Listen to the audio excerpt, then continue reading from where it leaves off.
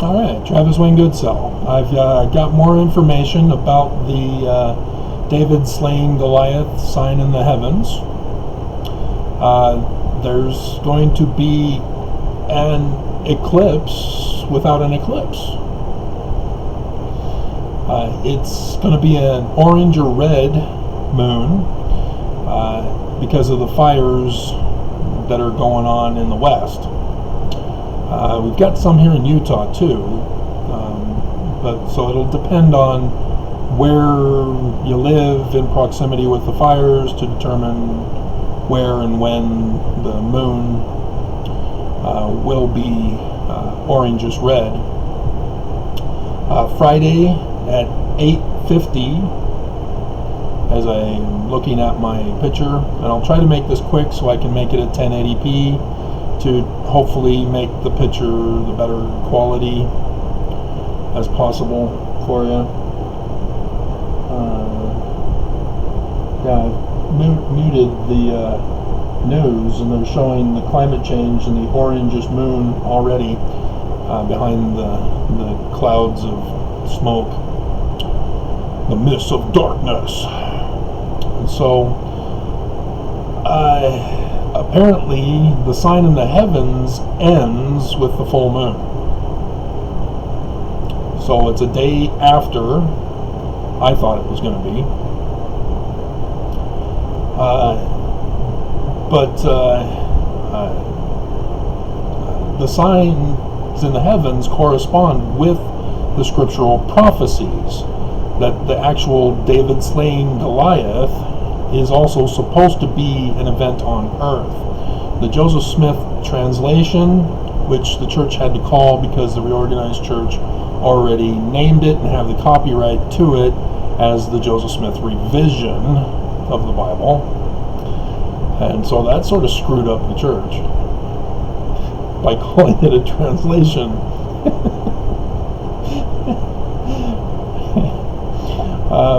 But in Revelation 12, when going over the precise dates of the signs listed there, he starts off, and it's actually Sidney Rigdon who worked on this, because he was with the Campbellites and left Alexander's Campbellites because he was upset that Alexander only wanted to revise the New Testament, not the whole Bible to synchronize one with another. So that's what Sidney Rigdon was doing with the Bible. It wasn't intended to be a translation. It was a revision to harmonize both Old and New Testaments. And but it says that the signs in the heavens correlate with events that are prophesied to happen on earth. And so the signs have symbolic meaning, not just, oh look, a lunar eclipse. Oh look, a solar eclipse.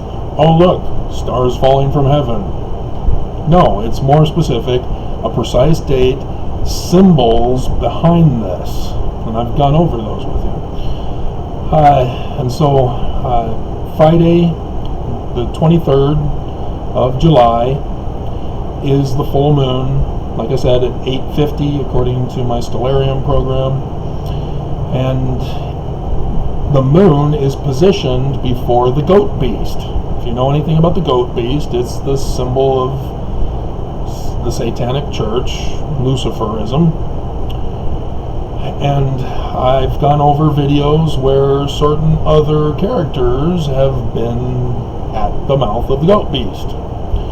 And so here you have a full moon, the brightness of its glory, at the mouth of the goat beast, but, like I said, orange and red, eclipsed. That reverses the meaning. And that's unique. And so I've gone over that with November 19th's coming up sign, because there's a reversal there too that I explained. But you see Jupiter still at the bosom of the fountain of truth, section 85, verse 7. And he's got 2 meteor showers, the southern Aquarids and the southern, looks like Delta Aquarids, and the other one is Iota Aquarids, maybe? The 2 southern Aquarids meteor showers. And that corresponds with the special full moon at the mouth of the goat beast, which is actually lunar eclipsed without being lunar eclipsed. So it signifies fall, collapse. And as I've also talked about, the moon is religion, sun is government. It goes way back to the Egyptians.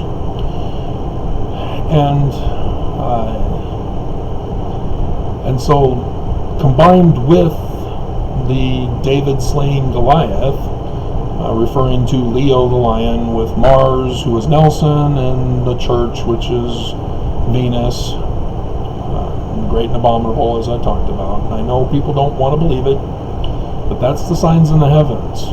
You can't just replace truth with whatever makes you feel better. That's not how the signs in the heavens work. These were written by God, as you believe. God does not conform to your opinion just because you don't like it. There are lots of the new generation of Mormons who think that they can tell Nelson what to do and how to do it better, which is kind of funny as they're getting excommunicated. And they're shocked. Why are they excommunicating me? I support the church. I'm just telling Nelson how he can be better. And so, yeah, the prophecies are that the president of the great and abominable church is to die. And the prophets are going to flee. The church is going to collapse. It's right there in section 1 of the Doctrine and Covenants, verse 16. Babylon, which shall fall. And the great and abominable church in the Book of Mormon, which shall fall. Very clear. And Brigham Young made sure to identify his new organization as the Great and Abominable Church with the sign of Lucifer from Isaiah. That was his orders, to put it on the Nauvoo Temple and to put it on the keystone of the doors of the Salt Lake Temple. And it's so frustrating that Mormons refuse to believe this. You know, maybe they're in shock and they're in the denial phase, but that's ridiculous. Search for truth and you won't be shocked. You won't go through a faith crisis if you search for truth. And so, yeah, this is what we're expecting. It's not me that's going to do it. I've made that very clear. Yet there's a certain person who decided to send me another death threat again and be verbally abusive to the extreme. He thinks he's being funny. YouTube policies indicate that such a person is banned for life from YouTube. We'll see what YouTube does, because they don't have a very good track record of shutting this guy down when he's done this before. He keeps changing his channel name, and YouTube refuses to identify the actual person who's doing this. You know, they did it with Trump. Trump tried a different channel name to fool Twitter or Facebook or whatever, and no, they knew exactly who he was because of the IP address. They know how to identify such threats and abusers. So YouTube does too.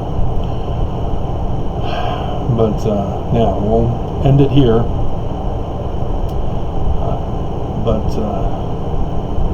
Yeah, this is a direct confrontation that is supposed to get results, and that's all we're waiting for, is the events on earth to match the signs in the heavens.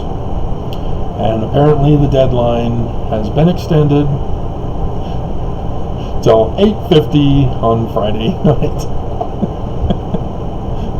So, I don't know how things on Earth are going to happen until they happen. I only know how to identify the signs and to tell you there's a warning. And the other guy knew this, and he refused to take the whole context into the equation because he wants to attack, be a terrorist. So, we'll see. So, just further information for. It's also called the Thunder Moon. We normally think of it as the Buck Moon for July. It was also called by the native indigenous American Indians as the Thunder Moon because of the thunderstorms that are typical during this time. And who's the god of thunder? Zeus. And have you been paying attention to my videos in Paleo Hebrew? Zeus, the us part is the masculine singular ending, so cut that out. Za. Za is pictorially the same in Paleo Hebrew, which is same script with Greek. It's Yah in Semitic Hebrew phonetics. Za and Za, which Semitic is Yah, they're the same god. It's just Zeus is the Greek god, Yah, Za, is the Hebrew god, which after he finished the creation of heaven and earth, got the new name of Yahweh, or Jehovah, as you incorrectly know him phonetically. And so, the thunder god, Yah, Zeus, same person, just different stories from the cultures. And so the thunder moon is the Zeus moon. Who's the head of the church? Yeah. The learning of the Jews. And so it's Yah, Zeus, the god of our religion, Mormons. So there you go. There's further information for you.